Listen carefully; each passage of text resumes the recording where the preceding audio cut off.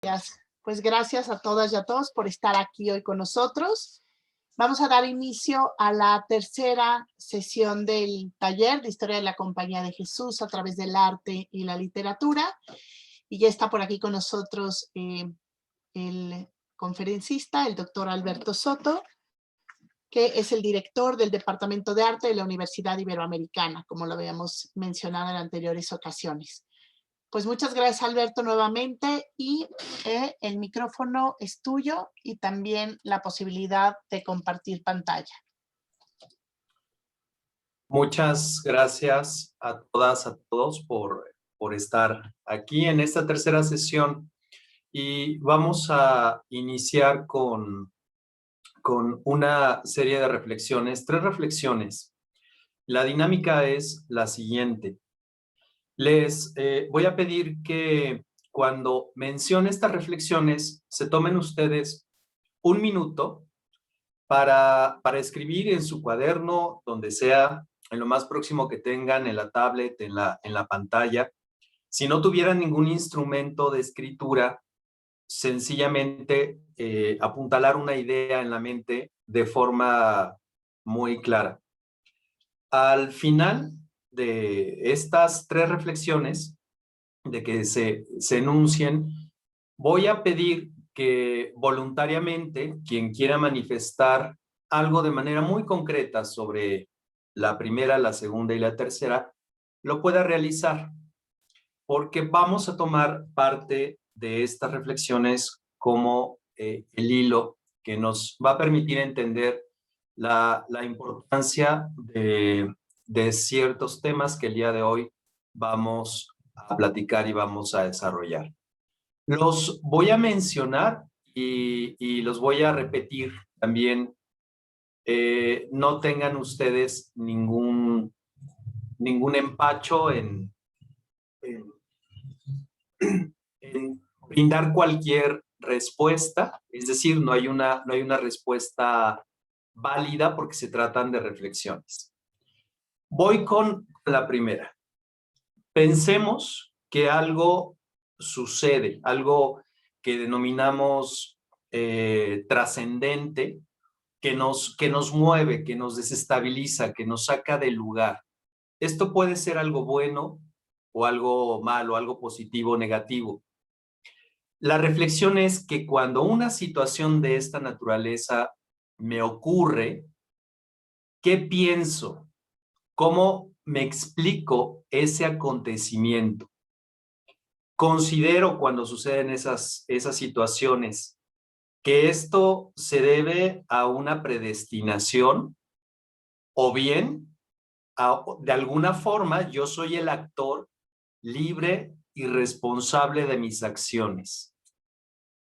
Es entonces, repito, la primera reflexión es cuando algo grave pasa o algo extraordinariamente bueno sucede, ¿cómo proceso ese acontecimiento? De manera tal que reconozco que yo soy un actor de ese mismo acontecimiento y de alguna forma me pongo en cierta circunstancia, o bien las situaciones suceden porque tienen que suceder. Primera. Segunda, de la misma forma, cuando algo sucede, ¿qué preguntas me hago o qué afirmaciones relacionadas con ese evento? Y les pongo varios ejemplos, no se limita solamente a esto. Dios mío, ¿por qué yo? ¿Será el karma? ¿Soy objeto de un complot? ¿Estoy recibiendo o presenciando una bendición? O el clásico, esto yo ya lo viví. O bien, sé de qué forma va a acabar esta situación, cómo va a ser el desenlace de esta situación. Vuelvo a repetir que la primera reflexión está en función de cómo nos explicamos los acontecimientos cuando tienen una enorme trascendencia, y la segunda reflexión es qué tipo de preguntas o afirmaciones realizo cuando sucede algo de gran trascendencia. Y la tercera, cuando pienso en mi propia historia y la historia de mi contexto, ¿qué tan predispuesta o predispuesto estoy? ¿Qué tanto permito que mis emociones me ayuden a configurar lo significativo de esa historia? A veces siento que me indigno, arrepentimiento. ¿Qué sucede cuando estoy pensando en mi historia, mi propia historia, o mi lugar en el contexto histórico que involucra pues directamente a las personas que me rodean, a mi familia, a mi comunidad, a mi empresa o cualquiera que sea el contexto en el cual vivimos? Entonces, mientras se ha hablado, creo que hay un poco de tiempo, pero voy a dejar solamente unos segundos más para que ustedes puedan pues establecer una reflexión que es muy concreta, muy corta, para poder continuar con los temas que estamos viendo.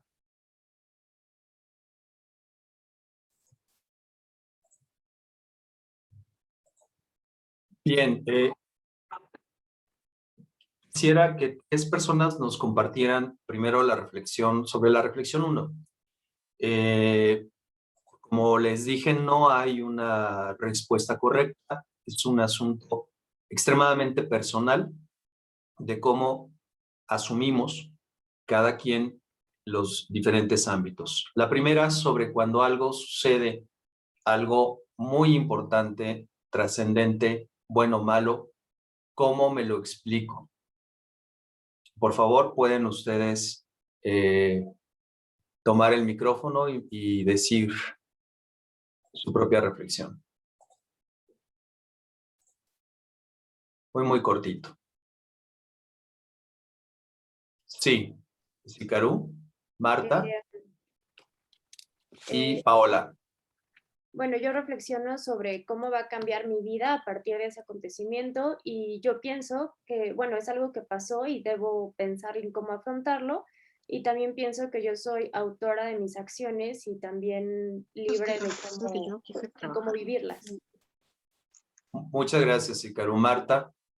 No, yo no.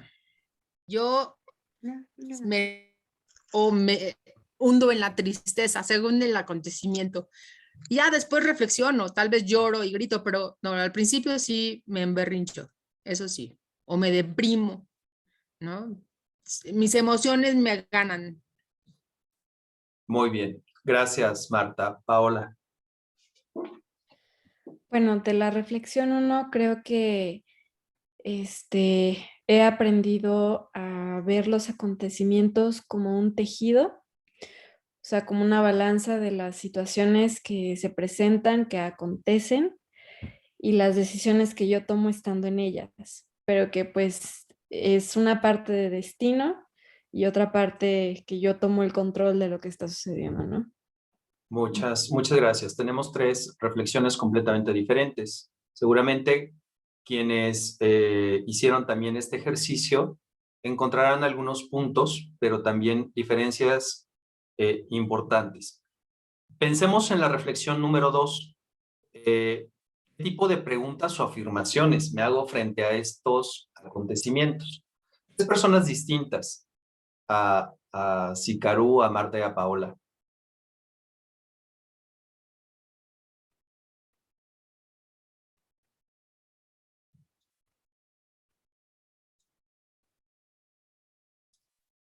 Muy bien, Nora. Pues yo pienso que la mayor parte de las veces pienso que todo sucede por una razón y a veces logro verlo así como que en tiempo real, o sea, en el momento en el que me está sucediendo, como que puedo intuir un poquito lo que puede suceder o por qué está sucediendo. pero en otras ocasiones a través del tiempo y en retrospectiva me doy cuenta de por qué pudo haber sucedido y cómo llegué hasta ahí, ¿verdad? Muchas gracias, Nora. ¿Quién más? Sí, Ivonne. Sí, va en la misma línea. Si estoy pensando en algo grave o en algo no grave, pero sí significativo, siempre pienso que es consecuencia de un acto previo y me pongo a pensar por qué está sucediendo, siendo un suceso positivo o negativo, pero siempre como consecuencia de algo previo. Muy bien, gracias. ¿Alguien más para esta tercera? Sí, Raúl. Hola, buenas tardes. Pues Hola. yo sí comienzo con un poco la pregunta de ¿por qué yo? Y de ahí un poco quizás a veces un desánimo y después de algún pequeño momento, de un breve momento, pues sí como reflexiono en el sentido de, bueno, algo tengo que aprender de esto, o algo están pasando las cosas y entonces ya con más calma me permito analizar un poco qué es lo que pasó para poder aprender algo de esa situación. Muchas gracias, Raúl. La tercera, cuando pienso en mi historia, la historia de mi contexto, afloran mis emociones. Ya nos comentaba Marta, también tomando en consideración la pregunta 1, me indigno, me arrepiento. ¿Qué tanto la subjetividad, qué tanto lo que tengo en mi corazón, lo que tengo en mi mente, me hacen ver mi historia de una forma tan particular? Y aquí puedo yo incluso mencionar que en ocasiones existimos personas que intuimos que nuestra historia personal, pensada por nosotros mismos, de alguna forma está disociada a otras formas de pensar la propia historia. ¿Quién se anima? Sí, Pau. Hola, profesor. Hola a todos. Bueno, pues yo creo que antes de la pandemia hubiera contestado muy diferente a lo que puedo contestar el día de hoy. Y creo que por un lado, la historia uno sí se la forja y uno puede también tener, mirar hacia el futuro, comprender tu pasado y entender el presente, pero que de repente pueden suceder situaciones que te mueven todo, ¿no? Y, y está estas dos cuestiones. Una es la impotencia, ¿no? Ante esas situaciones que no están en ti, sino están en el exterior, pero te directamente te pues, presionan o te hacen cambios, o, ¿no? Y por el otro lado es la incertidumbre, ¿no? Y creo que en la pandemia vivimos todo ello, vivimos toda esta situación, de repente ver todo desde otras miradas, desde otras perspectivas, ¿no? Y, y lo que creo hoy en día es que es esta cuestión de la resiliencia. O sea, yo antes lo escuchaba esa palabra y decía, bueno, ahora qué se están inventando, ¿no? Y hoy sí creo que hay que aprender a hacerlo, ¿no? Hay que aprender a afrontar las situaciones que no están en ti, ¿no? A tratar de ver hacia dónde llevas el timón y a no tener miedo a lo que venga enfrente, ¿no? Y a saber que pueden volver a pasar esas vicisitudes que no están en ti, ¿no? Y tratar de dar frente, ¿no? Pero también de lo que he aprendido en ello es muy difícil cuando vives estas situaciones aceptar las situaciones y presentar momentos de debilidad, ¿no? La sociedad no está preparado para ello, ¿no? O sea, siempre busca el decirte que no, bueno, pues que sí, que sabes cómo estás, pero que hay que seguir adelante y eso. Y una de las cosas que aprendí bajo los cursos que estuvieron dando la propia Ibero es que no, ¿no? Que también saber pasar por el miedo, el duelo, la ansiedad, la desesperación, no es un punto de debilidad, también es un punto de fortaleza y es un punto de saber aceptar un presente, ¿no? Muchas gracias, Paola. ¿Alguna persona más? Sí, Alma. Sí, Bueno, yo siento que ha cambiado mucho dependiendo de la edad. Creo que cuando era chica era más, como lo comenta Pau, ¿no? Más como esperando tener inmediatamente fortaleza. Pero hoy día como que acojo más las emociones cuando algo me destantea, pero me empiezo a preguntar por qué hay cosas que me afectan tanto. No tanto negar la emoción, sino tratar, como alguien ahí comentaba, que en la historia te hace tan sensible o más sensible a ciertas cosas que a otras. Muchísimas gracias, Alma. Creo que lo que estamos recuperando aquí, que pareciera que no tiene nada que ver con la historia, con el estudio de la historia, con el estudio del arte, con el estudio de la literatura, pero tiene que ver. Es decir, los seres humanos pensamos históricamente porque consideramos que la existencia tiene importancia. Si no tuviéramos esa noción de la importancia de la existencia, entonces no valdría la pena tener historia. Sencillamente asumiríamos el día con día como una tarea pues ya prácticamente establecida para poder mantener la existencia del organismo y la satisfacción o evitar el dolor del organismo. Eso sería. Pero pensamos que la vida tiene un porqué, tiene un para qué, y entonces es así como construimos la historia. Pero mucho ojo, porque hay diferentes formas de entender el porqué o el para qué de la historia. ¿A qué me refiero con esto? Que durante mucho tiempo prevaleció la idea de la historia como un tránsito del principio y el fin. Es decir, se nace, se crece, se muere. Y para otras personas también veían la vida como una especie de espiral donde al paso de los años, como decía Alma, pues se va desarrollando, se van construyendo formas diferentes de asumir cuestiones que generalmente son las mismas. Entonces, a lo mejor cuando se era pequeño, la muerte se veía con terror, pero conforme se va creciendo, se va aceptando, inclusive se convierte en una idea de liberación. Esa es una forma de pensar muy específica que incluso todos los pensamientos que están asociados a, a, a lo que es la reencarnación y demás pueden estar ahí ubicados.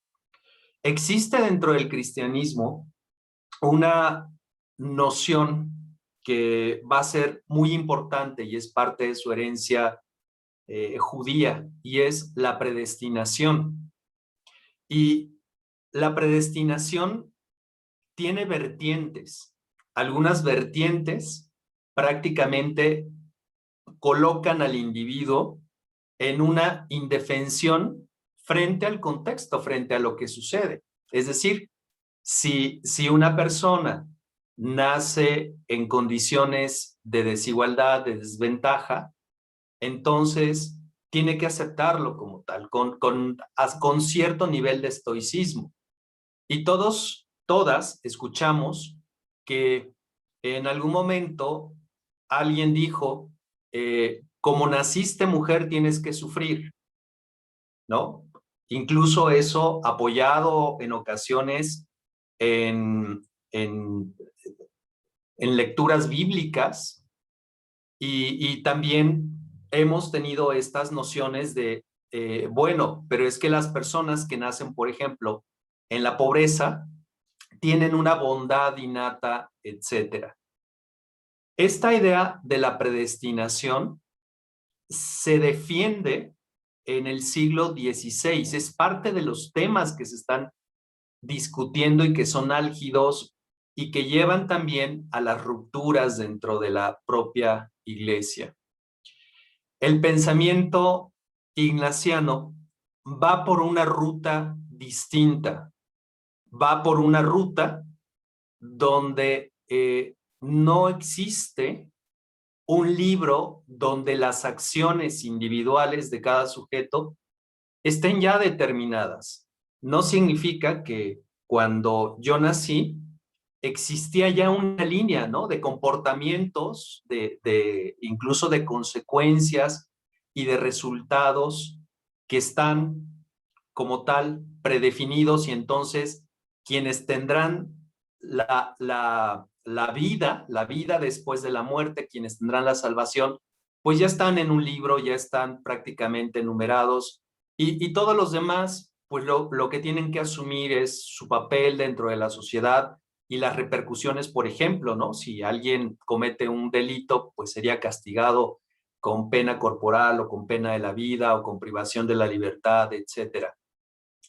Las dos visiones son cristianas, las dos visiones tienen sus raíces, y en el cristianismo, en su tradición judía, las dos visiones tienen también como base una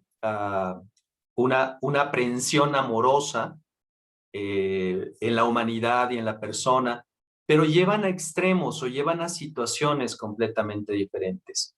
Y la Compañía de Jesús se ubica en este espacio donde cada persona tiene la posibilidad de reconocer el bien y el mal y elegir qué es lo que le da mayor bien y qué es lo que le da vida y qué es lo que le lleva a una muerte. Y creo que justo la pandemia, y lo decía Paola, nos ha permitido este contexto repensar el cómo vemos nosotros la historia.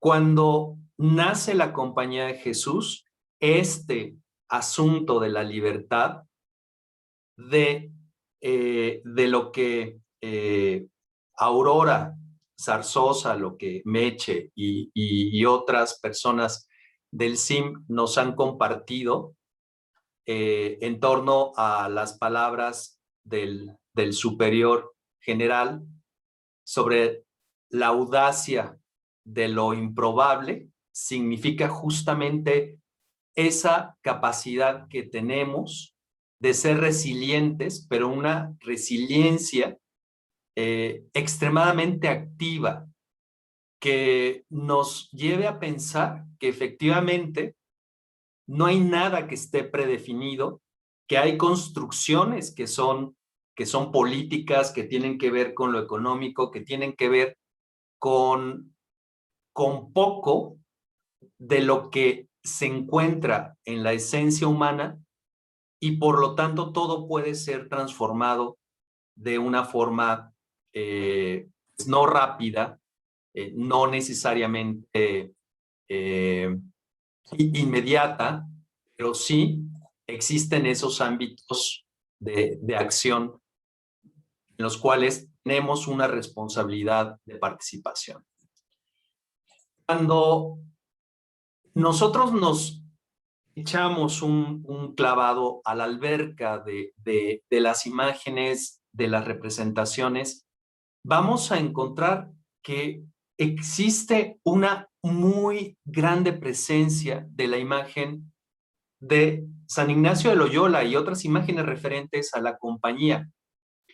Y cuando ustedes en un contexto encuentran esculturas de San Ignacio o de San Luis Gonzaga o de San Francisco Javier, o estampas o pinturas que reflejan a la compañía, abran los ojos cuando visiten los templos y las iglesias y van a notar que esos lugares tienen ciertas características y que se encuentran además por todas partes.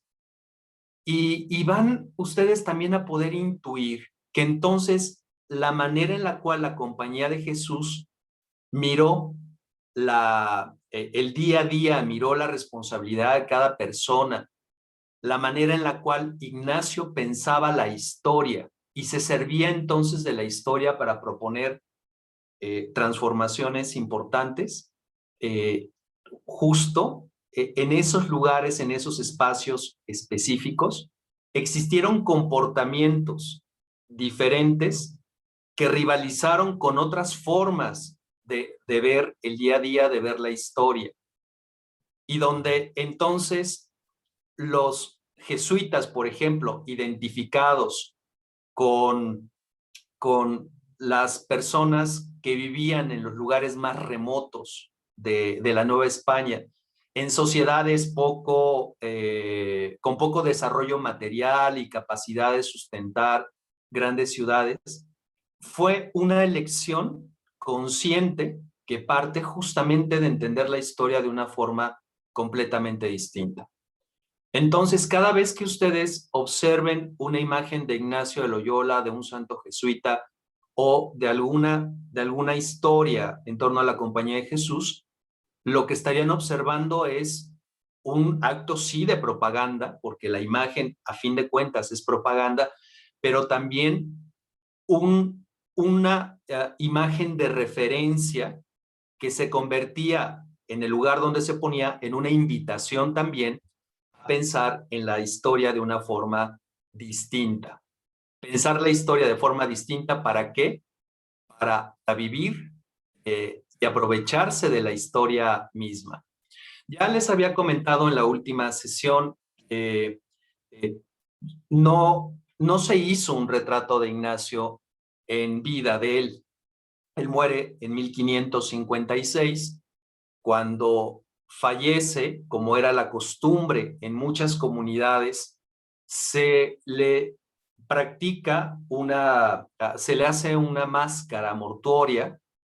Esto para poder recordar la memoria. Siempre en las comunidades cristianas el tema de la memoria es fundamental. ¿Memoria para qué?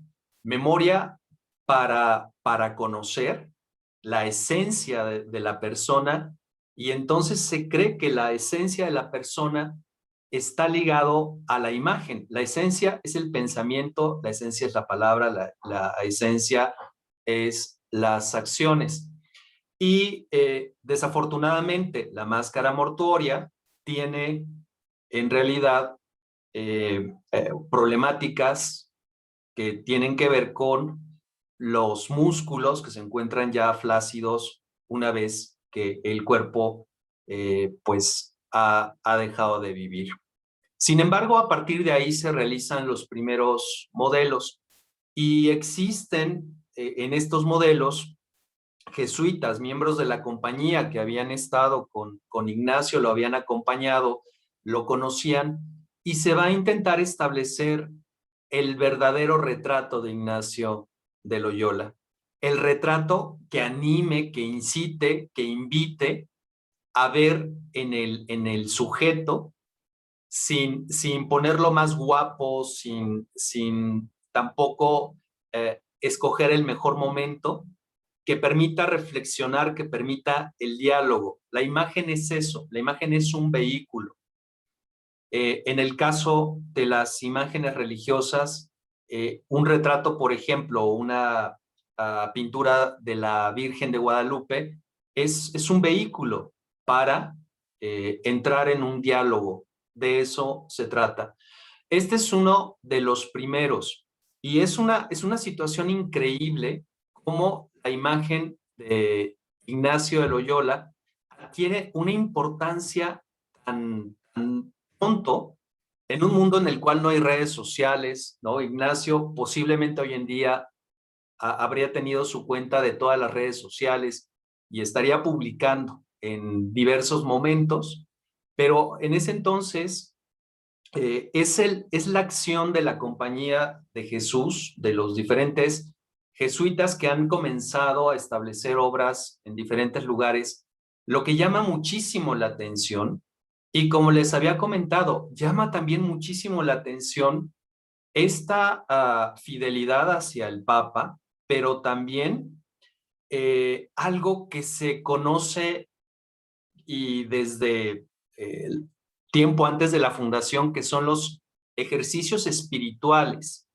Y existen muchas preguntas en torno a quiénes son estos integrantes de la Compañía de Jesús, de cómo es posible que estén teniendo tanta influencia de por qué se dice que los ejercicios están cambiando, están refundando a las diferentes personas, tanto de sectores de élite como otros que no son de élite. Y la imagen, entonces, es un buen pretexto también para dar a conocer y resolver esas preguntas. Poco antes de morir, Ignacio de Loyola había manifestado que existía una enorme exaltación sobre la compañía, sobre las obras de la compañía, sobre los ejercicios espirituales, sobre su relación con el Papa. Entonces era importante recuperar la historia de Ignacio de Loyola y poder escribir de alguna forma la explicación de por qué en tan poco tiempo se había logrado conformar prácticamente algo que era más grande que una compañía, propiamente un ejército que tenía una misión extremadamente clara.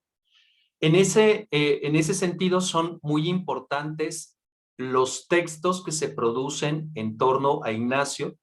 Primero, la aparición de una autobiografía, la cual les invito a leerla, que es corta, es escueta, explica de alguna forma el proceso de transformación, pero la biografía habla de muchos lugares, habla de la autobiografía de muchos lugares, de muchas situaciones que no necesariamente para todo el mundo van a ser conocidas.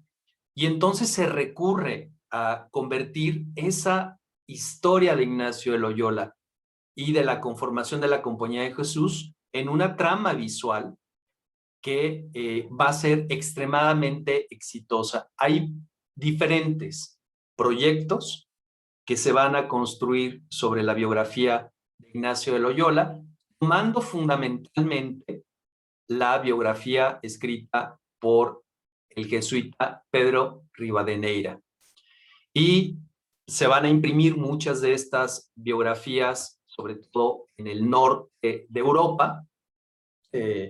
Algunos de estas biografías van a ir tomando también estampas que ya se habían realizado poco después de la muerte de Ignacio de Loyola, y se va a ir estandarizando la iconografía de la Compañía de Jesús, de Ignacio, en no solamente el mundo europeo, sino también, por supuesto, en el mundo americano. Una de las construcciones más reconocibles sobre San Ignacio de Loyola es una serie en la cual participó uno de los artistas más taquilleros del siglo, finales del XVI, principios del XVII, que fue Rubens.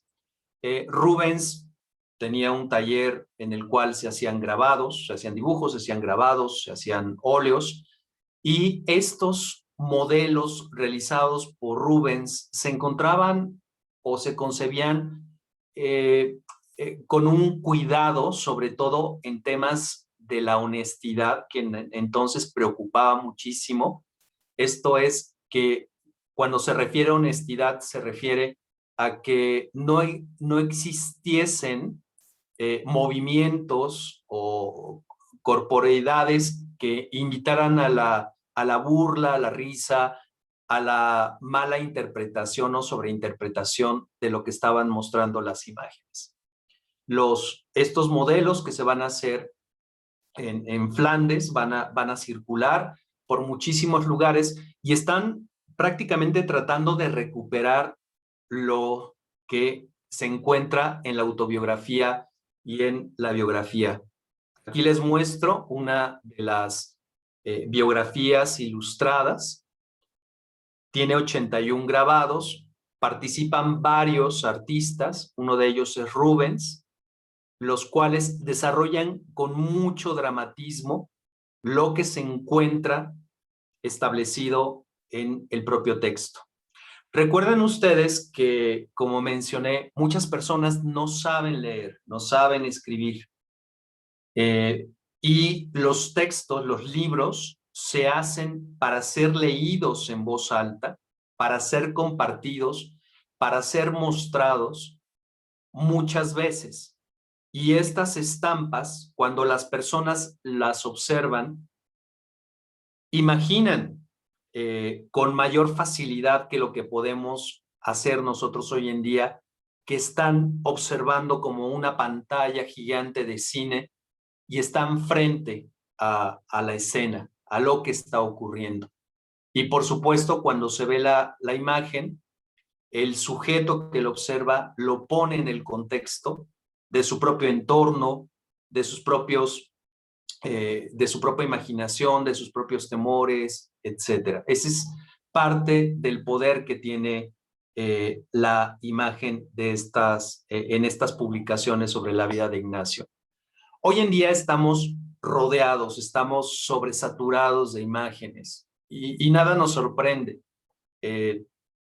Televisiones, tablets, en este momento, pues es toda una sucesión de imágenes, pero las personas, y quizás nosotros lo hicimos, yo supongo que sí, que cada uno de nosotros lo hicimos, cuando recibíamos el libro de texto al inicio del año escolar, que nos podíamos pasar mucho tiempo, ¿no? Viendo con mucho detenimiento y gozando las imágenes, como igual podemos gozar ciertas imágenes cuando encontramos cosas que nos llaman la atención o una fotografía familiar y entonces comenzamos a encontrar diferentes detalles.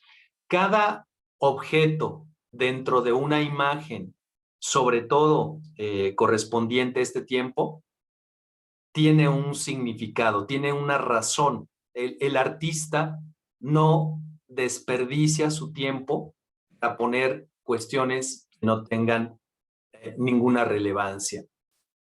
Un grabado que les muestro aquí, donde, como ustedes pueden observar, existen diferentes espacios. Al menos el grabado nos presenta cinco momentos diferentes, y cada uno de esos momentos está relacionado con una parte de la biografía de Ignacio de Loyola. Todo está sucediendo en Barcelona, según dice el título de la obra, pero son diferentes momentos. Esto es, las personas que observan una imagen de esta naturaleza tienen dos vías para poder entender el significado. Uno, porque tienen la biografía y lo leen. Y ya cuando lo leen, entonces se pueden remitir a las imágenes. La segunda vertiente es que alguien que sabe leer o alguien que conoce la historia, la explica. Y entonces va explicando y va señalando los diferentes momentos que están aconteciendo, que se están narrando ahí. Es el mismo sistema que mi madre utilizó cuando yo era niño pequeño, o una de mis hermanas abría el cuento, ¿no? El libro con cuentos infantiles, y entonces me iba señalando, aquí está el conejo, y el conejo va a su casa.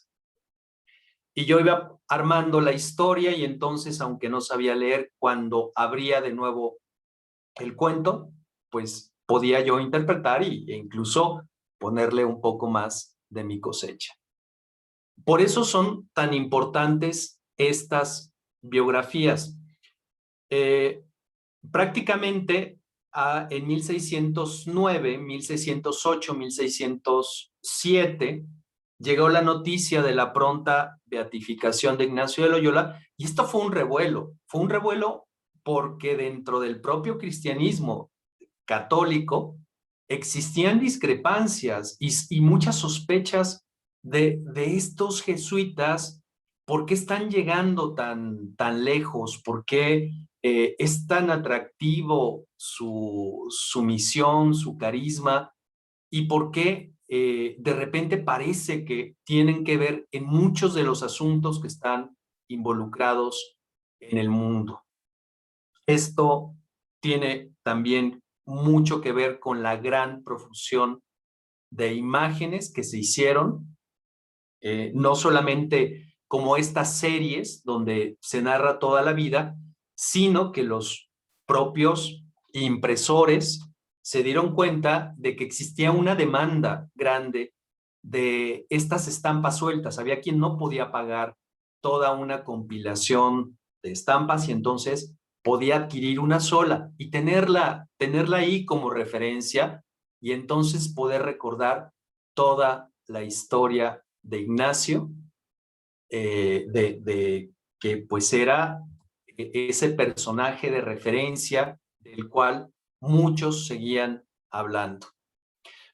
Encuentran ustedes cuando visiten, por ejemplo, el Museo Nacional del Virreinato, el Museo del Carmen, el Museo de Arte Virreinal en Zacatecas, el Museo Nacional de Arte, el Museo de Arte Virreinal de Bogotá, cualquier museo que ustedes visiten con pintura, con escultura de lo que llamamos el antiguo régimen, van a encontrar ustedes siempre referencias a la expansión de la Compañía de Jesús, no por la propia compañía, sino por artistas, por benefactores, por colegiales, por diferentes personas que querían tener de manera muy clara a quien se veía como el gran emprendedor, ¿no? El gran transformador, el que había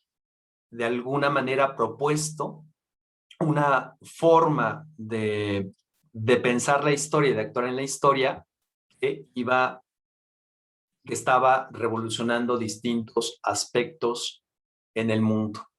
Generalmente, cuando se tiene la vida se quiere proponer o propagar la vida de una santa o de un santo, se recuperan los momentos principales y entonces estos momentos son cuadros, pero no necesariamente es el cuadro pintado. Cuadro es un momento, un instante en la vida de alguien. En el ámbito teatral se utilizaba, o en algunos lugares se utiliza esta idea del cuadro, que representa un momento específico. Cristóbal de Villalpando es uno de los artistas novohispanos del siglo XVII, que está entre el siglo XVII y el siglo XVIII, que va a realizar una enorme cantidad de obras para sobre todo eclesiásticas, en la catedral, en el sagrario de la Catedral Metropolitana de la Ciudad de México. Cuando puedan ingresar, entren, van a encontrar una serie de pinturas estupendas y maravillosas en un espacio privado donde los sacerdotes inician esa transformación desde la propia sacristía para entonces ponerse en el altar, frente al altar. Necesita haber necesariamente un espacio donde las reflexiones, donde el corazón, donde la mente se están poniendo en otro lugar distinto al que generalmente ocupan los pensamientos y las emociones en cualquiera de nosotros las personas. Este pintor, Cristóbal de Villalpando, va a realizar series en torno a la vida de Ignacio de Loyola. Vemos a Ignacio en el momento de su trascendencia y vemos a Ignacio en el momento, en la parte izquierda, donde se le está llevando a una capilla y entonces personas de toda condición, niños, pequeños o más pequeños, que reconocen su santidad, le quieren ver, le quieren tocar, le quieren llorar, al igual que ha acontecido con los miembros de la compañía que presenciaron esa trascendencia. En la Nueva España, en México, en América, en Guatemala, en Cuba, en diferentes lugares, va a ser tan importante el reconocimiento de la vida de Ignacio, en este sentido de que las personas quieren entender el por qué existen diferencias y el por qué también la Compañía de Jesús recibe de vez en vez llamados de atención de autoridades. Hay murmuraciones sobre si la compañía lo que está tratando de hacer es construir un espacio fuera del poder de la monarquía hispánica. Lo mismo ocurre con los jesuitas en otros reinos. Se sospecha de que están introduciendo ideas muy revolucionarias para su momento. Y muchas de ellas están no solamente en función de la mirada teológica, sino del día a día, de la política, de la economía, etc. Una de las cuestiones que están asociadas a esta profusión de imágenes en torno a Ignacio de Loyola y a los santos jesuitas y a los ciclos de la historia de la Compañía de Jesús, es lo que se conoce como la composición del lugar. Hablaba que uno de los textos fundamentales que permiten conocer una práctica, el texto solamente es el soporte de la práctica, pero también del pensamiento, del cariz. Estos ejercicios espirituales de Ignacio de Loyola proponen que los sentidos son fundamentales para realmente poder conocer. No solamente, no es la mente la que debe de gobernar de forma absoluta, sino son los distintos sentidos, porque somos corpóreos, además de ser entidades con alma, ¿no? Para eso tenemos manos, tenemos oídos, tenemos boca, tenemos ojos, etc. Composición del lugar significa el poder abstraerme de este momento histórico en el cual me encuentro y entonces asumir que puedo presenciar acontecimientos de otro momento que yo no presencié necesariamente. Y cuando utilizamos esta expresión de me pongo en el lugar de, realmente significaría que yo no solamente juzgo a esa persona por su manera de actuar, y entonces digo, yo si estuviera en los zapatos de, entonces tomaría estas otras decisiones. No, es estar ahí, es no criticar, no establecer juicios, sino el tener esa oportunidad de conocer, de comprender. Los ejercicios espirituales nos van a invitar a estar en muchos lugares, pero quizás el más importante es dentro de nosotros, ¿no? Y nuestras diferentes relaciones que tenemos con lo divino, con la naturaleza, con diferentes potestades. Una de las obras que me van a permitir explicar la importancia que tienen las imágenes y esto, lo explico con la obra de un jesuita que conocemos por su profusión en cuanto al trabajo que aportó dentro de la compañía en el siglo XVI, llamado Jerónimo de Nadal. Lo encontrarían ustedes este es el nombre castellanizado, Jerónimo Nadal, pero Hieronymus Natalis, posiblemente lo encontrarían así en diferentes publicaciones. Él hace un texto que una vez, ya en la última etapa de su vida, ese texto llega a un editor y entonces ese editor decide ilustrarlo. Y lo que se propone en este texto de una historia del Evangelio en imágenes es poder facilitar los procesos de composición del lugar.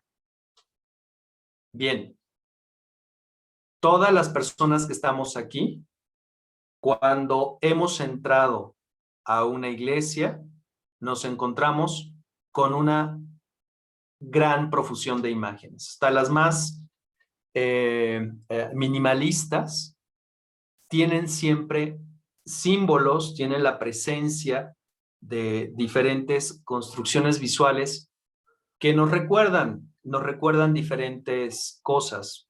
No necesariamente una persona que no pues ha tenido una formación religiosa desconoce algunas de ellas porque son parte de la cultura. Para este sistema o este libro que se va a producir a partir de la obra de Nadal, el grabador de nombre Jerónimo, también es Jerónimo Wiericz, es su apellido, que es parte de una familia de grabadores, decide utilizar un sistema que tenía poco más de un siglo de tener muchísimo éxito, que se conoce como el emblema. El emblema triple o el emblema triplex constituye una construcción donde se tiene una imagen, como la que ustedes están viendo de la Anunciación, y se tiene un título y se tiene un texto en la parte inferior. Como ustedes pueden observar, y sobre todo si conocen el texto bíblico que sustenta el Evangelio, los evangelios que sustentan la Anunciación, para ustedes sería fácil reconocer que se tiene a la Virgen María y se tiene al Arcángel. Y están sucediendo otras cuestiones en pequeños espacios subdivididos de del grabado. Y abajo hay textos y cada uno de esos textos lleva a una letra y cada una de esas letras se encuentran ubicadas en un cierto lugar. Lo que propone este sistema del emblema en 3 partes es que estudiándose se puede reconocer la historia, una historia que no sucede todo al mismo tiempo, es decir, el Espíritu de Dios, Dios Padre, y que se encuentra representado después por el Espíritu Santo, está actuando en un tiempo distinto, cercano, pero distinto a la presencia del arcángel y a las prefiguraciones que van a ocurrir o que se están manifestando de lo que va a ocurrir hacia adelante, ¿no? En el futuro de esa escena. Esto significa entonces que cuando los católicos pensaban que revisaban estas obras, pensaban en la Anunciación, entonces podían cerrar los ojos y podían imaginar que estaban presentes en el momento de la Anunciación. Y podían sentir a partir de esa presencia, de esa invitación a estar en ese acto tan magnífico, de sentir gozo, de sentir un júbilo, de tener experiencias que difícilmente se podían manifestar solamente con el pensamiento y la racionalización de la historia. Es esta invitación a ser parte de la historia. pero yo ya no necesito ni siquiera ver la imagen, sino solamente compensar en la anunciación.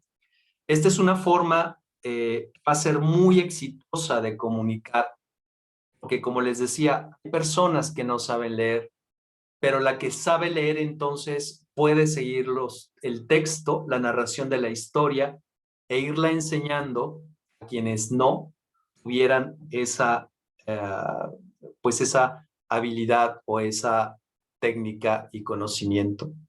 La imagen en ese sentido va a ir acompañando y puede ser cada vez más compleja, y entonces puedo ver yo a Ignacio de Loyola y entonces pensar en Ignacio de Loyola y a San Francisco Javier, y entonces recuperar la historia de San Francisco Javier y a la de Stanislao Kostka y a San Luis Gonzaga, y entonces el poder ver cómo en estas 4 historias de personas históricas, todas ellas confluyen o están unidas por algo que los está uniendo, y en este caso es Jesús,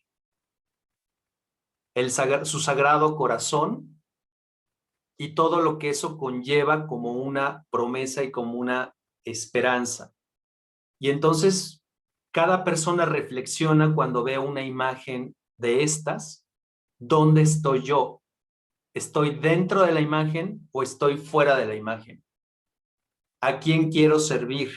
¿Quiero servir a mi patrón? ¿Quiero servir al gobernante? ¿Quiero servir al colector de impuestos?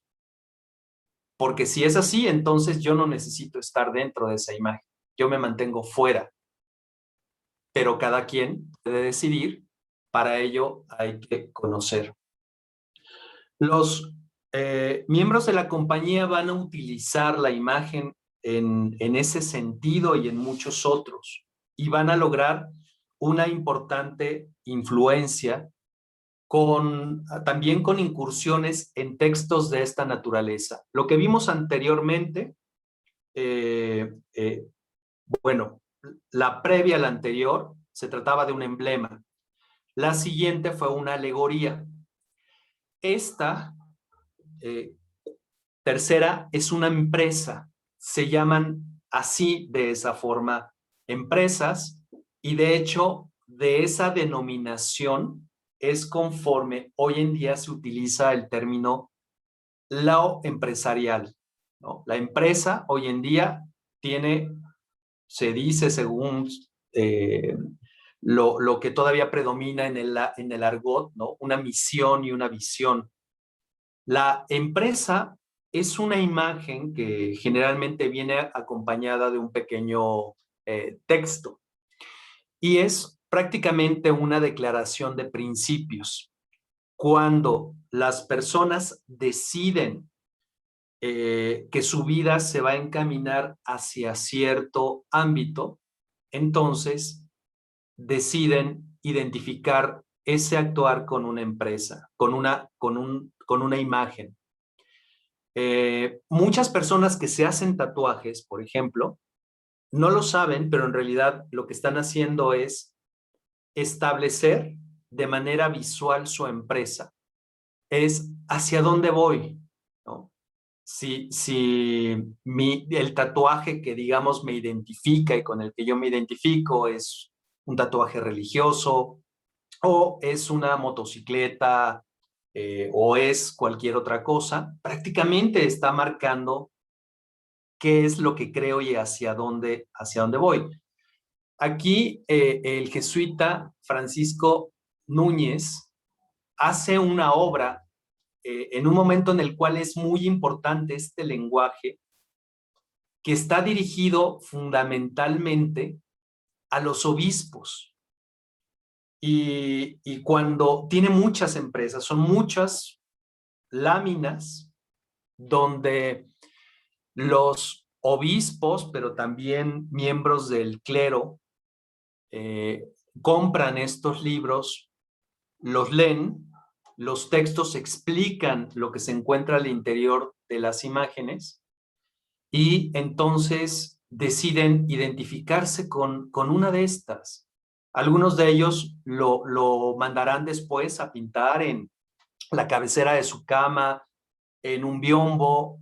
Se levantan las personas, observan la empresa y dicen, día a día me levanto para esto.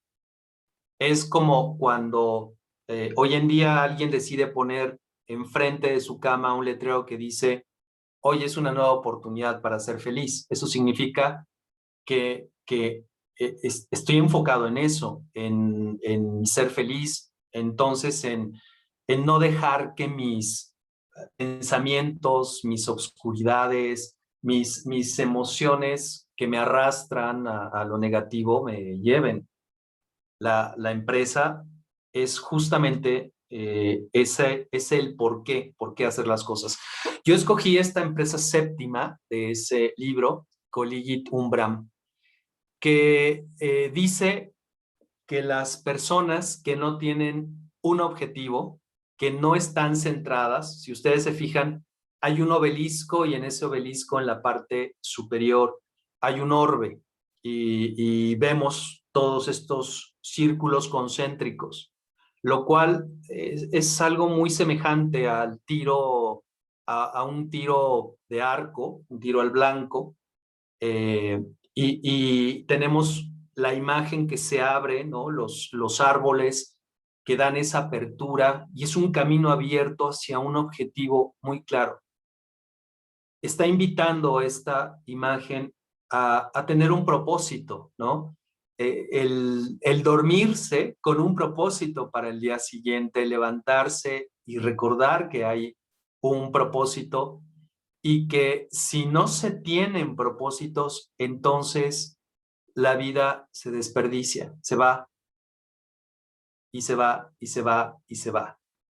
Y para tener propósito hay que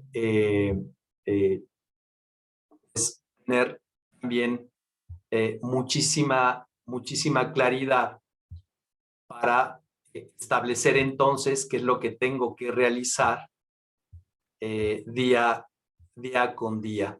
Creo que Marta, levantaste la mano. Sí, ¿cuál sería el propósito de esta imagen? El propósito de esta imagen es esa, es tener propósito. Es que tú lo observas y dices, muy bien, yo tengo que escoger una cosa y tengo que diferenciar de las cosas que hago, porque posiblemente tengo muchas cosas que hacer, pero ¿qué es el propósito que yo tengo? Y les pongo un ejemplo y que se menciona en alguna de las empresas. Yo todos los días tengo que sacar agua del pozo porque tengo que beber, porque mi familia le tengo que llevar agua y a lo mejor tengo que caminar muchos kilómetros para poder satisfacer algo que es fundamental para poder vivir, sacar agua. Pero ese no puede ser mi propósito. Mi propósito generalmente está mucho más allá. Y por supuesto que llegar a mi propósito no es fácil porque tengo otras cosas que cumplir, tengo compromisos, tengo solidaridades, tengo afecciones, pero si mi propósito, y esto es un asunto que creo que todos, al menos yo, pues miles de veces he pensado que mi propósito está en otro lugar y entonces pues me pierdo, pero si de alguna manera sé que hay un fundamento, ¿no? Pues voy a recuperarlo, pero si nunca me he puesto a construir mi propósito, o si no he entendido que la vida me puede también estar modificando el propósito, porque voy aprendiendo, porque voy teniendo una mayor claridad, pues voy a estar no ahí en el centro, sino voy a estar perdido en el bosque, viendo pajaritos, no sé, bajando nueces, haciendo dibujitos en el lodo, ¿no? Hay muchas cuestiones que en realidad se aprenden. Cuando personas, seguramente también lo hicieron ustedes como lo hice yo, que a lo mejor teníamos una imagen de un grupo musical en nuestra habitación cuando teníamos 14, 15 años, y posiblemente eso era parte, ¿no?, de una exploración de propósito, y la compañía está explotando en estas cosas. Ya desde mucho tiempo atrás, les pongo aquí una frase de Tratado de Pintura de Leonardo. Leonardo nunca vio ese tratado impreso, sino que muchas de las enseñanzas de Leonardo se iban escribiendo en Leonardo da Vinci. Y menciona esto. La utilidad, dice, que tiene hallándose uno en la cama a oscuras, ir reparando y considerando con la imaginación los contornos de las formas que por el día se estudiaron, u otras cosas notables de especulación delicada. Cerrar los ojos, imaginen ustedes que los artistas no necesariamente, como Leonardo, trabajaban con el modelo natural y entonces transmitían lo que el modelo les dejaba ver a los ojos. Era importante pensar en lo que se iba a hacer al día siguiente, cerrar los ojos, imaginar al modelo de muchas formas, ¿no?, las líneas, la sombra, la luz, y entonces al día siguiente emprender. Es un ejercicio donde la imaginación ayuda a realmente entender las formas, porque lo que existe en la naturaleza no son más que efectos, trucos, ¿no?, que tienen que ver con la física, con la luz, pero también con la intención. Los ejercicios espirituales se valen de esta construcción de imágenes que se pueden construir en la imaginación, pero a veces se necesitan ciertos apoyos. Les estoy poniendo esta estampa que ustedes ven del lado derecho. Es novohispana, es del siglo XVIII, realizada por un grabador que va a tener muchísimo éxito por la crudeza que está presentando.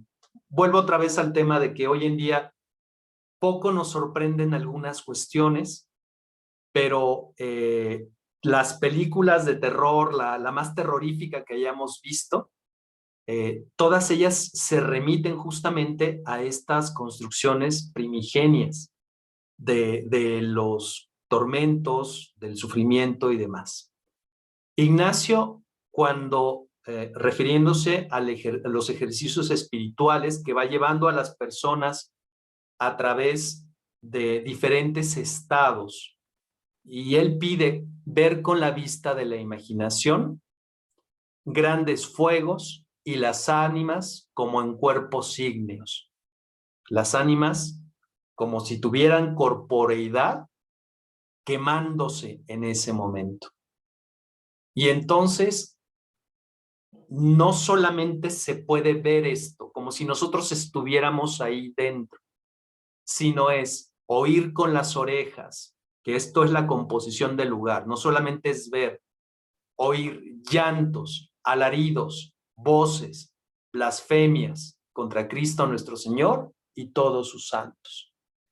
El individuo que se encuentra, el ánima que está ahí, ustedes pueden ver cómo es un ánima que está encadenada con grillete además al cuello, es decir, inmovilizada. Cuando uno se está quemando, lo que hace de manera inmediata es mover el cuerpo para tratar de librarse de esto. Una lanza le atraviesa el pecho, le rompe las costillas, su cabeza ha sido clavada a una pequeña columna o estaca, y hay un demonio que le está gritando. Y lo que dice arriba el letrero es la eternidad de las penas. O sea, todos podemos pasar por un momento de terror cuando tenemos una pesadilla, pero imagínate que esa pesadilla es eterna.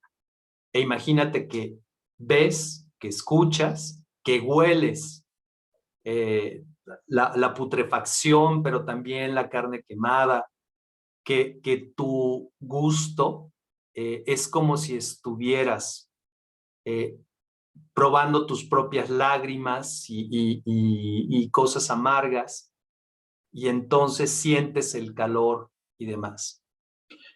Estos ejercicios y esta forma de composición del lugar no pretende la construcción de una geografía infernal o celestial que haga suponer al sujeto que la muerte y la condenación es eso.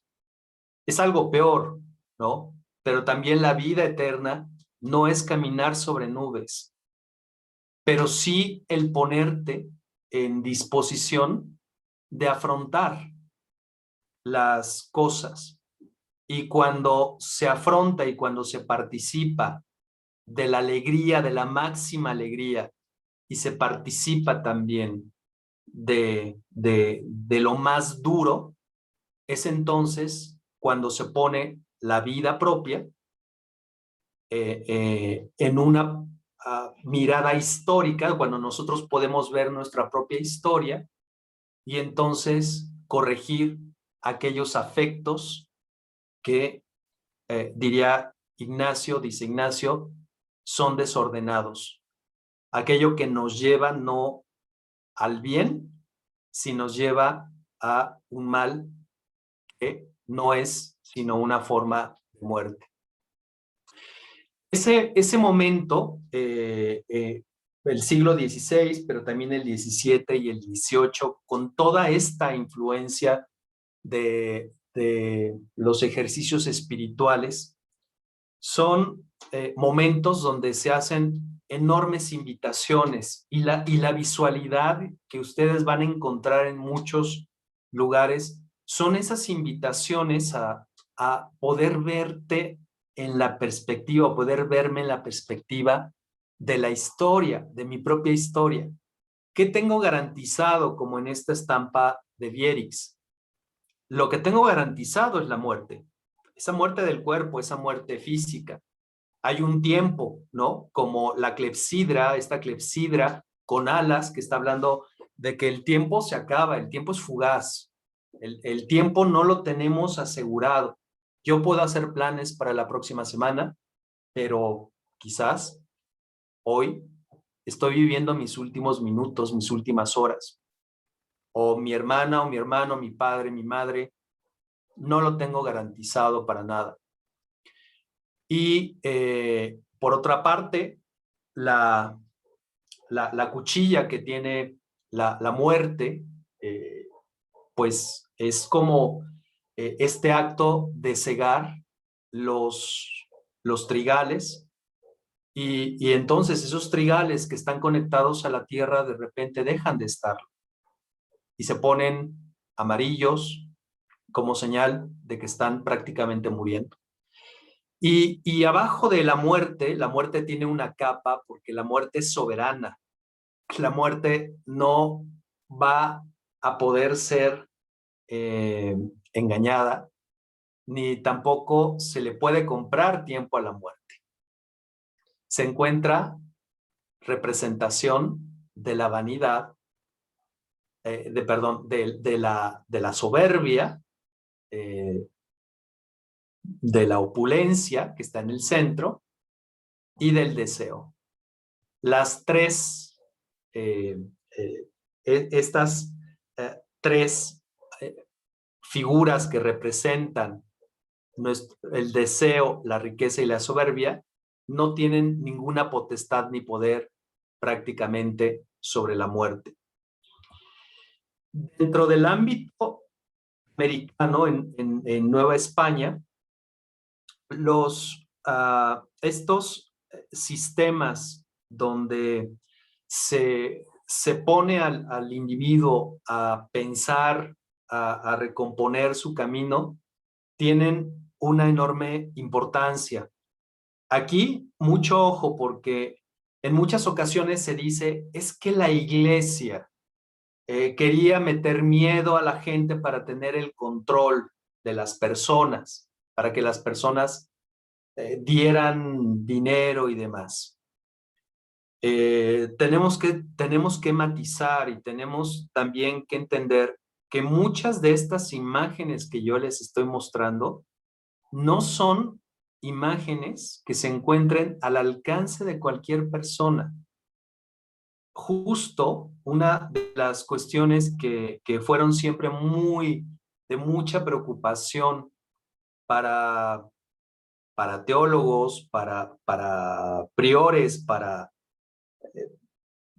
mendicantes, para clérigos, para muchos, fue que las imágenes no llevaran a interpretaciones erróneas, que no confundieran a los neófitos, que no metieran en la imaginación cosas que no debería la gente de estar cargando, imaginando, presuponiendo.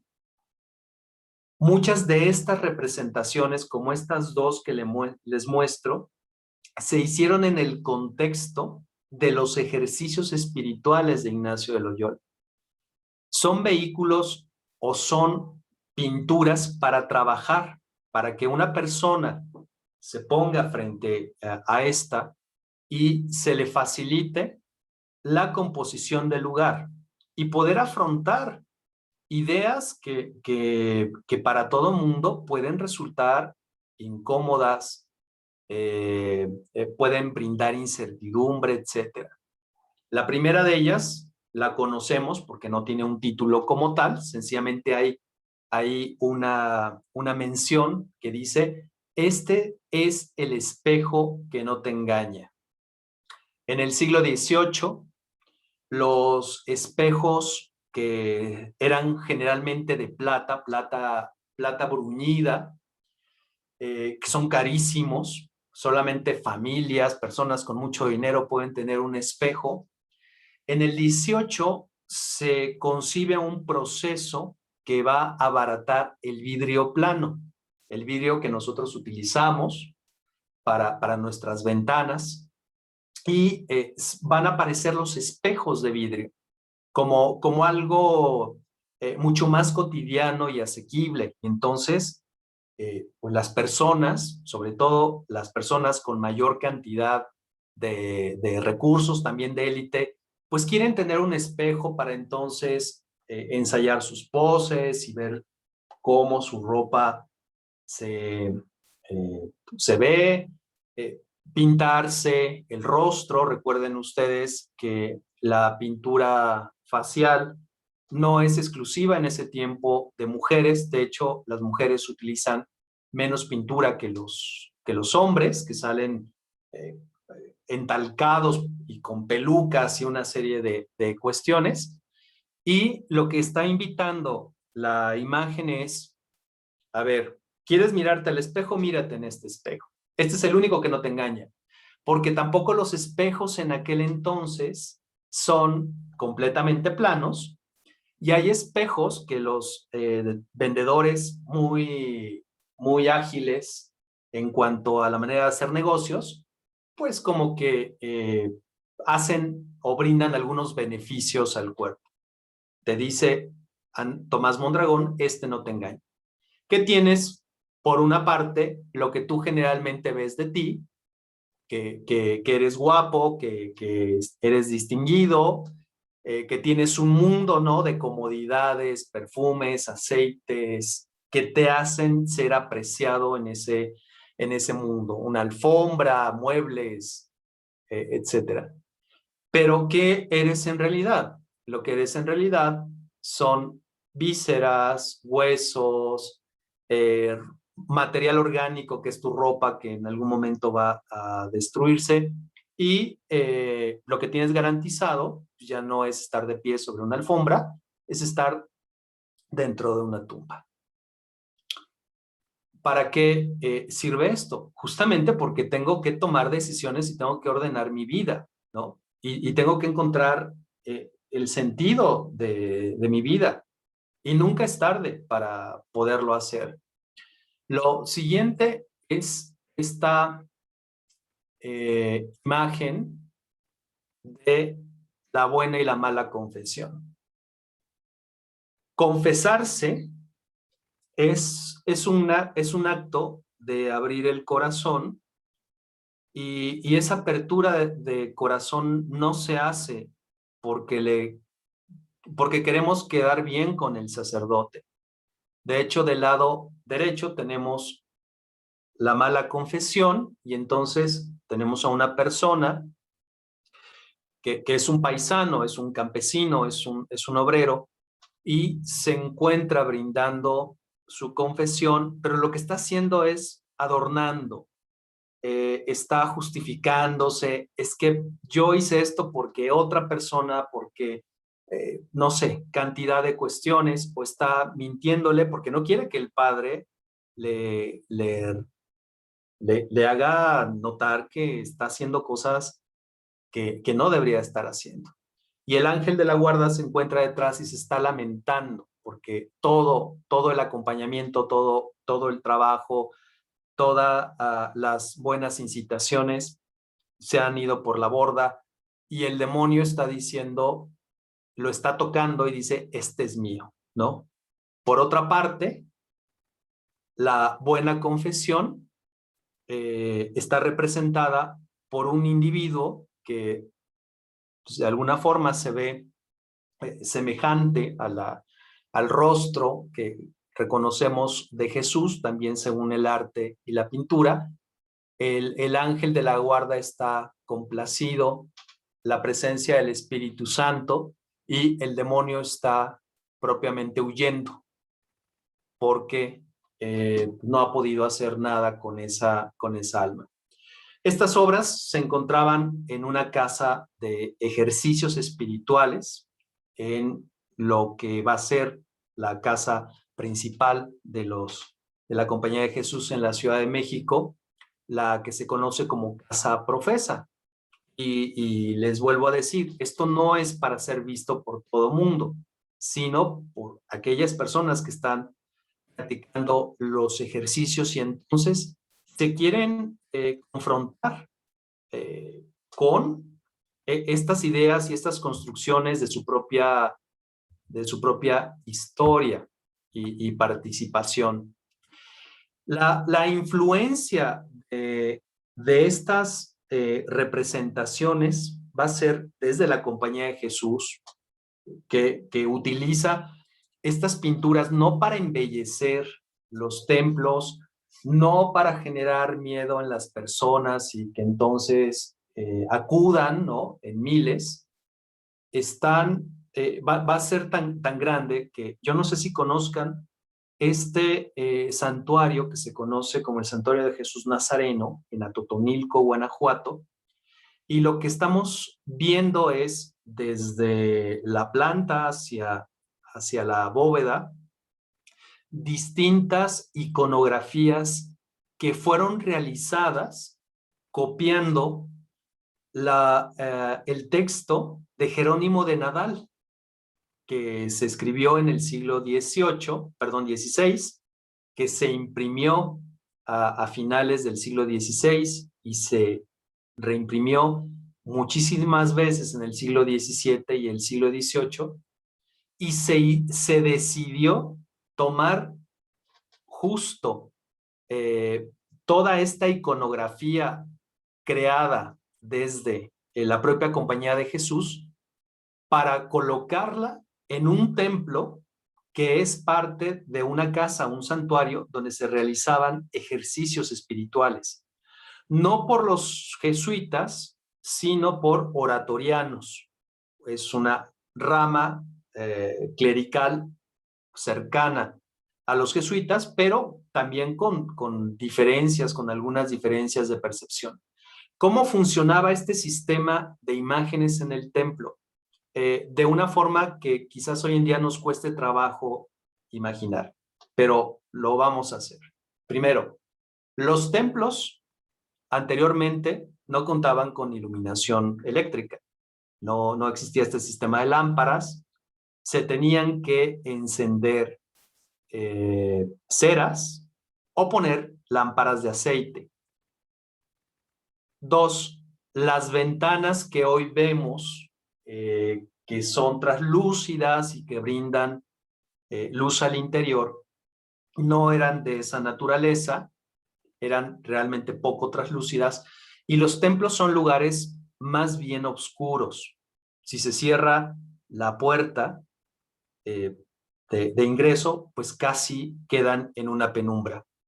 Las personas que asistían a los ejercicios espirituales en este santuario iban trabajando las diferentes meditaciones de pie frente a una imagen en específico, y entonces esa era la que se alumbraba.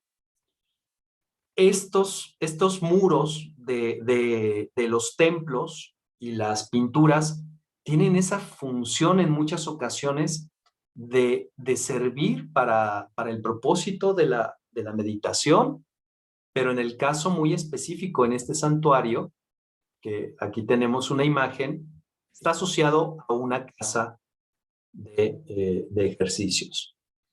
Entonces, primero quisiera, antes de pasar a otra cosa, saber si existe algún comentario sobre la importancia de toda esta tradición. Hay una enorme cantidad de pintura en museos en México y en el mundo asociados justamente a las diferentes composiciones del lugar, que en algunos lugares están más secularizadas, invitando a llevar una vida recta, no necesariamente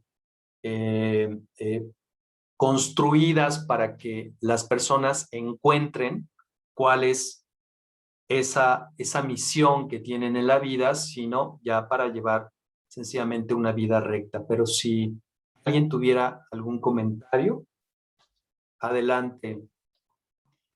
Me parece que Alma y Marta. Sí, gracias. Bueno, más que comentario, preguntas, porque estos pinturas, estas obras de arte, estos grabados que hemos visto que se publicaban en libros en el siglo, pues sería siglo XVII, ¿no, doctor? 16, 17, 18 y en el 19 se siguen haciendo y se siguen utilizando las antiguas. Sí, y vemos mucho relacionado con la labor pastoral, entiendo, de los jesuitas en las iglesias y en este tema de los ejercicios espirituales, pero no sé si estos mismos, supongo, pero quisiera saber, se utilizaban también en los colegios, como en estas dos dimensiones, ¿no? De los parroquianos y los colegios.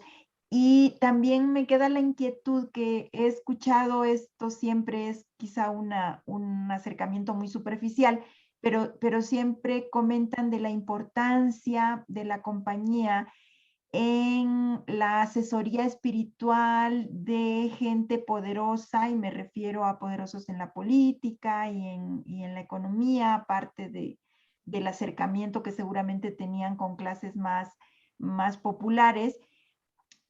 Si esto se refleja en cierta medida en estas obras de arte. Sí, muchas gracias, Alma. Efectivamente, estos espacios de reflexión, de interiorización a partir de los ejercicios van a tener diferentes públicos. Naturalmente, primero, en el ámbito interno de los jesuitas, desde su etapa de formación, y existe el otro ámbito. En muchas ciudades, por poner el ejemplo de México, pero lo mismo va a ocurrir en Italia, va a ocurrir en España, va a ocurrir en Bélgica, en diferentes lugares, en Perú, etc.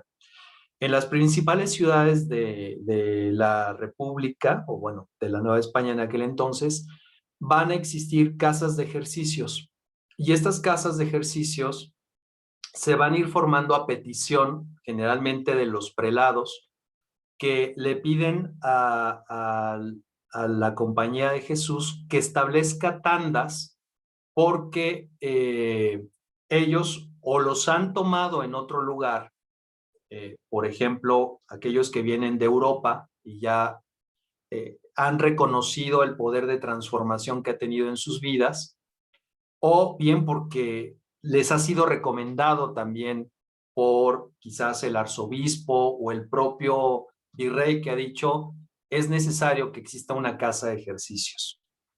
Esas casas van a tener dimensiones muy importantes y están prácticamente esos ejercicios van a ser ejercicios de un mes y en los cuales van a ser ciertos sectores fundamentalmente los que van a poder tomarse el tiempo para realizar los ejercicios. Lo que se confía, porque cuando hablamos de élites, en realidad podemos incluir a personas de muy distinta situación, porque a lo mejor pues dentro de estas élites hay estudiantes, hay miembros del clero secular, pero también hay algunos comerciantes, personajes de la nobleza local, de la aristocracia, etc. El efecto que la compañía observa ofreciendo estos ejercicios a los que pueden acudir, sí, personas de las élites, es en que hay generalmente acciones muy que derivan en una mejora de diferentes circunstancias, porque esta composición de lugar, estas composiciones de lugar que se van haciendo y para las cuales ayuda muchísimo las representaciones, no necesariamente van a llevarse a un plano de una completa abstracción donde yo lo que estoy viendo es una mujer que es mitad osamenta y mitad persona, ¿no? Con todos los vicios que una persona puede tener, sino soy yo, ¿no? Realmente el que estoy ahí y soy yo en el contexto. ¿Qué me importa ahorita? Me importa la apariencia, me importa ser como que soy buena persona con las personas que están a mi servicio. Trato de ahorrar lo más posible en su alimentación, en su subsistencia, porque pues me interesa acumular. La verdad es que tengo que plantearme todo eso, todas las acciones, todas las motivaciones y diferentes situaciones, porque ya conozco de alguna manera el desenlace, ¿no? El desenlace físico, que es la pérdida de la vida. Entonces sí hay una cercanía con ciertos sectores, algunos dirían más ilustrados, porque pues tienen una serie de oportunidades diferentes y justo eso va a generar una enorme sospecha sobre la compañía. Dicen es que se están prácticamente rodeando de las personas más importantes. Voy a hacer un comentario muy poco político y es sencillamente mi opinión, pero en el siglo XVII se comienza a gestar un antijesuitismo enorme. Así como hay un sector que cree que cree en la misión de la compañía, que cree en las obras, porque las tienen ahí, que creen en ese poder que tienen algunos jesuitas de mediar y de establecer embajada en el sentido de gestionar frente al virrey, frente al gobernador, frente al obispo, etcétera. Esos antijesuitas que están en muchos momentos más bien cercanos a la idea de que pues el que es pobre, pues es porque pues, así lo quiso Dios, ¿no? Y yo soy rico porque pues algo bueno ha hecho mi familia, pues mi familia luchó en las cruzadas y entonces nuestra sangre es una especie de sangre purificada y además pues, soy blanquito y además, no sé latín, etcétera. Dentro de ese ámbito de disparidad y de quienes están a favor y de quienes están en contra, se dice, los jesuitas se quieren apoderar de todo, porque además esos ejercicios son bien sospechosos, o sea, las personas entran durante un mes y quién sabe cómo les lavan el cerebro, que de repente una persona de poder sale de esos ejercicios y decide donar su dinero a un hospital. O sea, ¿qué persona en su sano juicio desampara a su mayorazgo, no desampara a su familia, a sus generaciones, y decide hacer obras de esa naturaleza, de desprendimiento? Claro, debe de haber ahí alguna asociación. El comentario incómodo que iba a hacer es que hay un personaje que dice que las personas más preparadas son las que menos quieren un cambio. Pues, esto prácticamente se viene escuchando desde mucho atrás y la compañía ha sido cuestionada por ciertos actores justamente del poder y se ha tratado de establecer esta idea de una alianza perversa, como si fuera un plan. Incluso ustedes van a encontrar mucha literatura en Inglaterra, sobre todo en Estados Unidos, en cierta parte de Alemania, que en el siglo XIX y en el siglo XVIII decían es que los jesuitas pues traen un plan que está prácticamente apoyado por el Papa y lo que quieren es derrocar a los estados para establecer una monarquía, ¿no?, papal absoluta, y en realidad es parte de una mala, pues de una mala fe, ¿no? Como tal, de una campaña que en algún momento ustedes podrán leer muchas cuestiones al respecto. Yo les recomendaría, por ejemplo, leer algunas de las obras de Voltaire, donde se construyen unos juicios bien venenosos, pero que ya cuando entendemos el contexto desde donde se estaban generando, pues ayudaron a contribuir en esta idea de que los jesuitas, pues en realidad estaban pretendiendo el dominio de los sectores de mayor influencia, que en realidad eso no es así, porque muchas de las personas que adquirieron al igual una situación de excepción, es decir, que tenían la posibilidad de estudiar, que estudiaron, que se construyeron como personas que sumaron a sus sociedades desde una situación de privilegio, fue pues desde la gratuidad, ¿no? Y prácticamente participando en estas obras de manera pues completamente libre.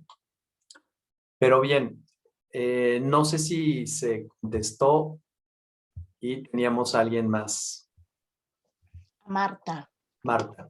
pero creo que bajó la mano. Sí, porque ya son muchas cosas. Entonces ya mejor no, ya queda poco tiempo. Gracias. Bueno, pues las imágenes entonces nos están dando una aproximación primero al poder que van a tener muchas de ellas y la invitación entonces a detenernos y encontrar estos sentidos.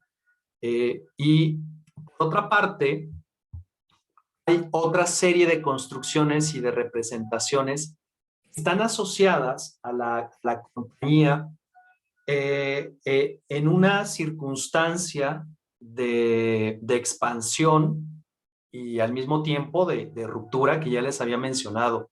Por una parte, el mundo cristiano se está fragmentando y por otra, aparecen espacios que son posibles, ¿no? De explorarse, de reconocerse. Y les pongo este pequeño texto de un autor bastante importante a finales del siglo XVI y principios del siglo XVII, y esto se conoce como ensalada, la ensalada de la flota. Imaginen ustedes a alguien en Sevilla, a alguien en Italia, a alguien en Flandes, que está recibiendo todas las historias que llegan de esas tierras americanas, de las que se cuentan muchísimas cosas, desde quien dice que prácticamente el oro se puede recoger a unos cuantos centímetros de la tierra, o yacimientos de plata, o la existencia de las 7 ciudades de Cíbola y de Quivira, la fuente de la eterna juventud, cantidad de cuestiones positivas en términos de riqueza, pero también otros que hablan pues de las costumbres bárbaras, sanguinarias de los indígenas que se encuentran ahí. Y Fernán González de Eslava está, imaginen ustedes, las embarcaciones se encuentran cerca de la playa y se está invitando a quienes quieren viajar a ese lugar, y se les dice: tesoro y bien sin medida. Si te embarcas, vas a encontrar esto. Pero mucho, ojo, no a ganar 100%, más 100 por cada uno. Es decir, las riquezas que se encuentran en América son de otra naturaleza, y quien está invitando no es el capitán de una embarcación, sino es una invitación de un ser superior. Alguien dice: ¿qué nao que embarcarme quiero? Y entra en la nao de la fe, porque Dios es pasajero. Hay una idea muy concreta en el mundo cristiano europeo de que se tiene que cumplir con llevar la palabra, con llevar pues las distintas enseñanzas a todos aquellos territorios donde se reconoce la existencia de hijos de Dios, de seres creados, pero que se encuentran bajo sistemas de creencias que en ese momento se consideran completamente incompatibles. Los jesuitas tenían, después de pocos años del establecimiento de la compañía, ya una fama de que se dirigían justamente a sitios que las demás órdenes no querían establecer como misiones principales, ya sea por las dificultades que existían en la propia logística de las órdenes.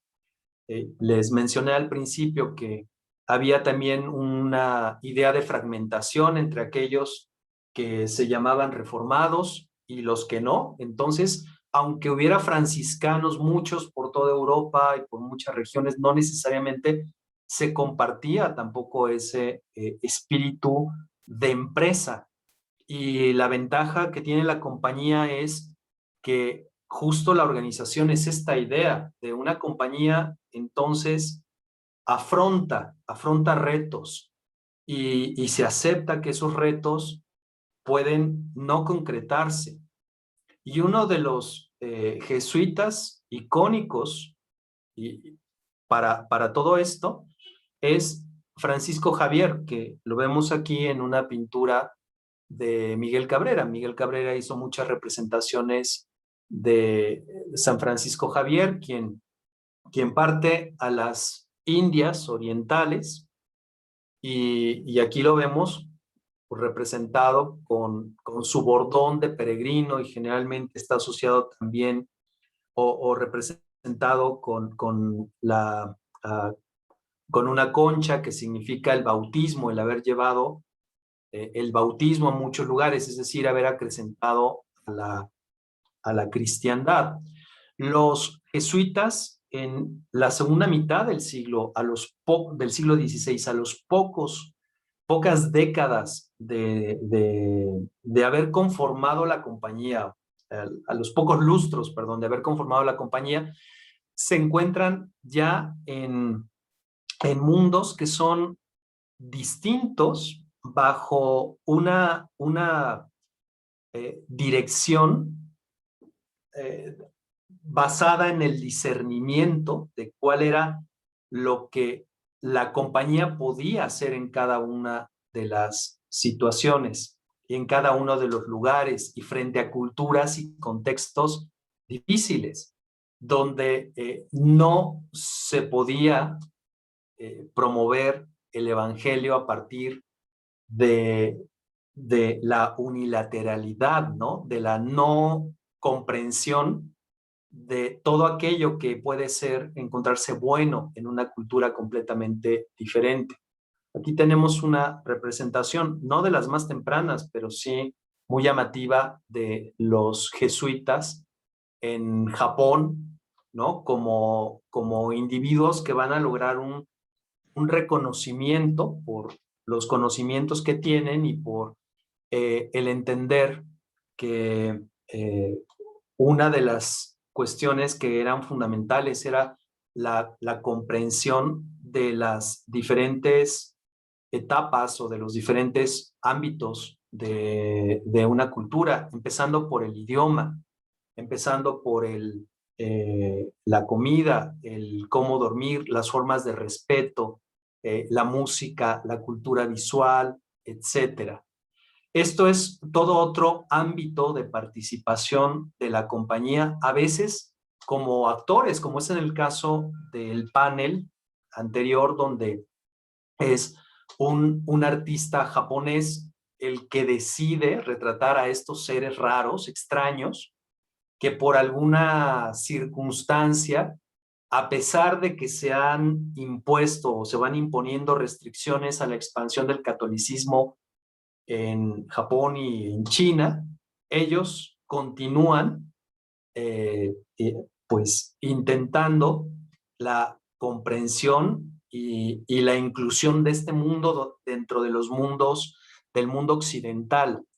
Creo que ahí hay mucho, hay algunas semejanzas, por ejemplo, en algunas de las recopilaciones de Athanasius Kircher, que es un jesuita fascinante por todas sus contribuciones a la ciencia y también a la cultura en términos de su interés por los idiomas y demás, donde estas coincidencias se dan en las miradas decoloniales que hoy en día nos están presentes en diferentes ámbitos de lo académico, es decir, es esta idea de los diferentes mundos que existen dentro de un mundo y no del mundo que debe de ser de cierta forma.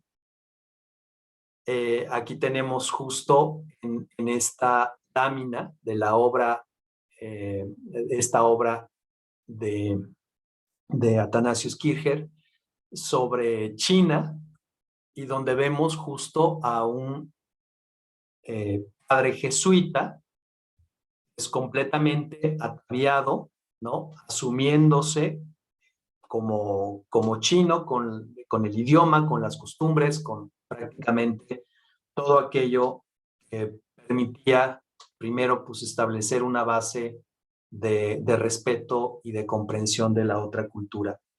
La fama, justamente la fama de la compañía va a llegar a América ya hacia la muerte de Ignacio de Loyola.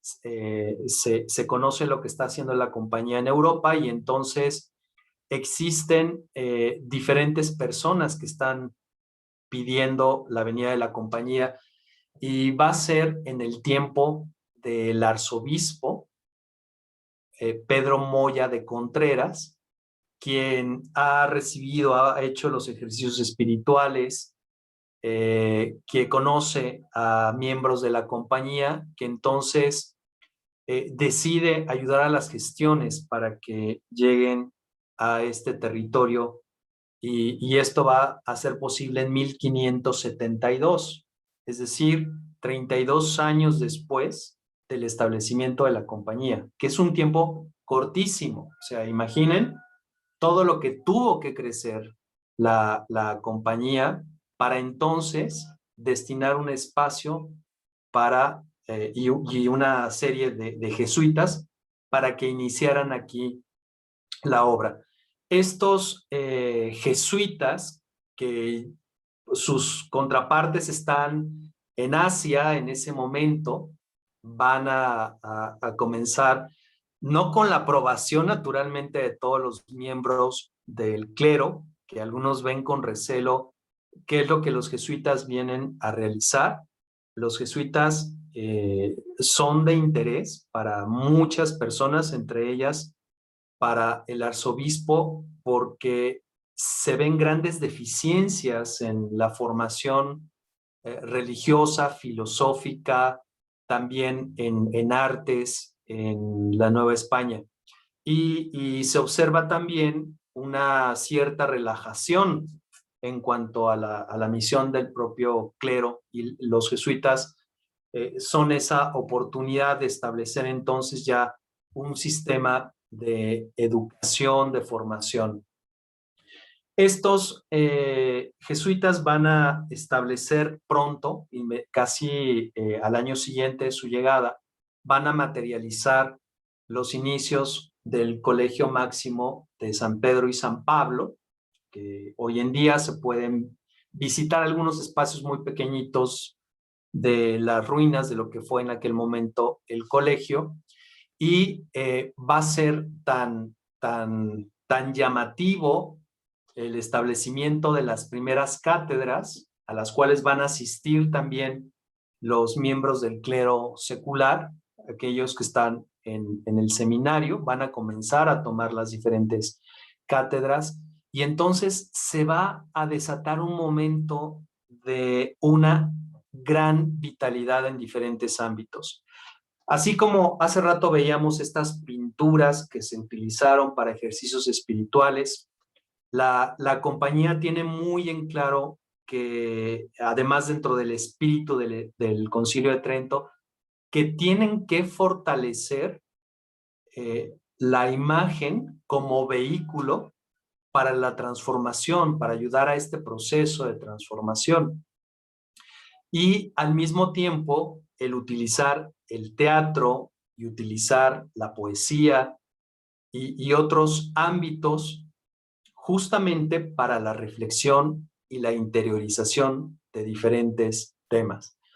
En 1578, 6 años después de que han llegado, van a recibir como una donación diferentes reliquias jesuitas.